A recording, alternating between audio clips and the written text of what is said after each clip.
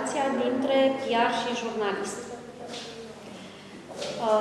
E foarte dificil să răspund la această întrebare, pentru că eu mi-am început cariera ca jurnalist. Am lucrat la Curentul, am lucrat la Mediafax, după care am trecut de partea cealaltă a baricadei la TVR, așadar am fost PR într-o instituție mass media. În mod normal, relația dintre PR și jurnalist ar trebui să fie una de înțelegere reciprocă. Și pentru ca cei doi să se înțeleagă unul pe celălalt, pentru ca fiecare să înțeleagă nevoile celuilalt, este important să se respecte. Pentru că din respect vine și curiozitatea de a cunoaște specificul activității interlocutorului tău. Dacă un om de comunicare sau un specialist în relații publice nu-și cunoaște interlocutorul, are toate șansele să facă greșeli care îi vor fi, evident, imputate de către jurnalist. Dar este valabilă și viceversa. Jurnalistul, atunci când se adresează omului de comunicare, trebuie să fie convins că are toate întrebările pertinente la el și că nu-i pune întrebări la care să primească răspunsuri evazive sau care să nu-i satisfacă niciodată publicul. În mare, cam așa aș descrie eu relația dintre cei doi. Ok. Care a fost cea mai mare satisfacție de-a lungul carierei? Sunt convinsă că voi avea o carieră foarte lungă în acest domeniu și mă aștept să am tot mai multe satisfacții și tot mai mari. Până acum, cred că cea mai mare satisfacție este aceea că unul dintre foștii mei profesori din facultate, apreciindu-mi activitatea profesională, m-a invitat ca profesor în cadrul facultății pe care am absolvit-o. Cred că aceasta este cea mai mare satisfacție, aceea de a împărtăși cu cei care vor ieși de pe băncile școlii pe care eu am urmat-o, experiențele mele, care nu sunt neapărat de neegalat, dar care cred că sunt relevante pentru a-i ajuta să-și aleagă drumul în carieră. Spune-ne 3 greșeli pe care le fac oamenii de PR în relația cu jurnaliștii. Cred că una dintre ele am enunțat-o deja când am răspuns la prima întrebare. Este vorba de necunoașterea exactă a nevoii jurnalistului. Un jurnalist de televiziune are cu totul alte nevoi față de un jurnalist din online. Trebuie să înțelegi foarte bine că cei doi se adresează unor categorii de public diferite și, prin urmare, și instrumentarul de care ei dispun sunt diferite.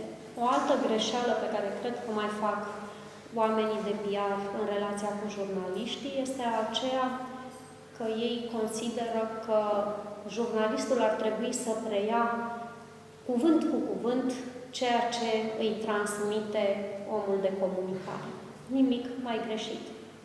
De aceea ei se numesc oameni de comunicare, nu oameni de publicitate. Ei comunică mesaje, nu publică mesaje. O altă greșeală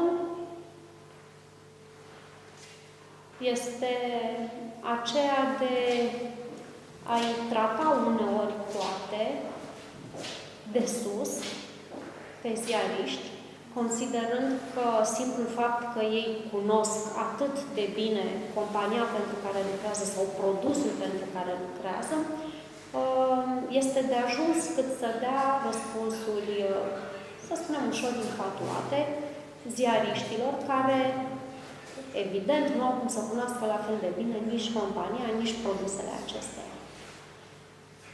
Oamenii de PR cred că ar trebui să-și aducă aminte că dacă ziaristul are multe de-a face cu meseria de detectiv sau cu meseria de avocat sau cu meseria de istoric, omul de PR are multe în comun cu meseria de pedagog. Rolul său este acela de a învăța publicul mai puțin familiarizat cu organizația din care el provine, exact cu ce se ocupă aceasta și care sunt lucrurile importante pe care organizația le livrează societății.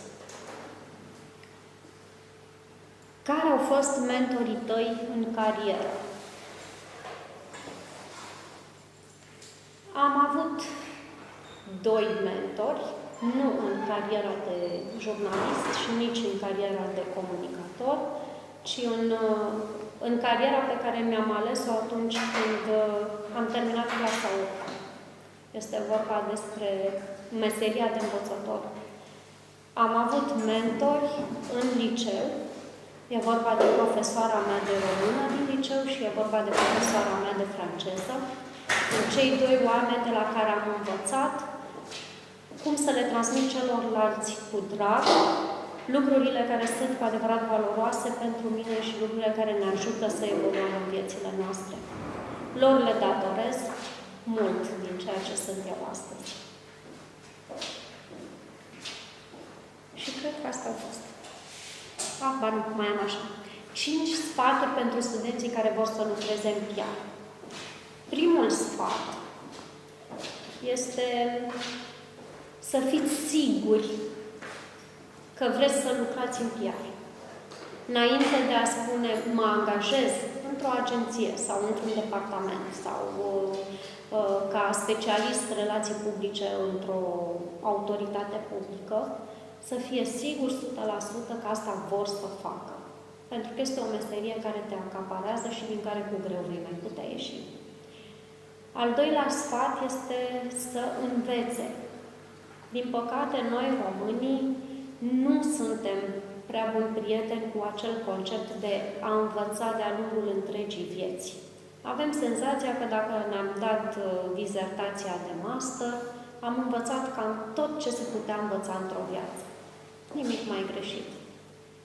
Să profite de orice ocazie din care pot învăța ceva nou, chiar dacă acea ocazie a însemnat și un eșec. Un alt sfat este acela de a merge în internship-uri. Știu că este foarte greu pentru un tânăr absolvent să își găsească un loc de muncă imediat ce și-a obținut diploma. Cea mai bună cale de a avea acces la un job, nu neapărat cel mai bine plătit, dar unde să poți învăța făcându-ți meseria, este acela de a accepta, de a-ți depune candidaturile și de a te duce la interviuri pentru internship-uri. Din ce în ce mai multe companii și mai multe agenții organizează astfel de stagii de practică, să profite de această ocazie, să profite de această șansă pe care cei din generația mea, de exemplu, nu au avut-o. Un alt sfat este să-și cultive prietenii valoroase. E valabil pentru orice student, nu doar pentru cei din PR, dar pentru oamenii din comunicare, ceea ce contează foarte mult este capacitatea de a-și dezvolta bune relații cu oameni cât mai diversi din domenii, cât mai diferite. Nu știm ce se va întâmpla cu colegii lor peste ani de zile, dar cu siguranță de la ei vor putea avea parte de idei salvatoare sau de idei inovatoare atunci când se vor găsi într-un impas. Și cred că ultimul sfat, să profite de studenție, să nu ia viața prea în serios.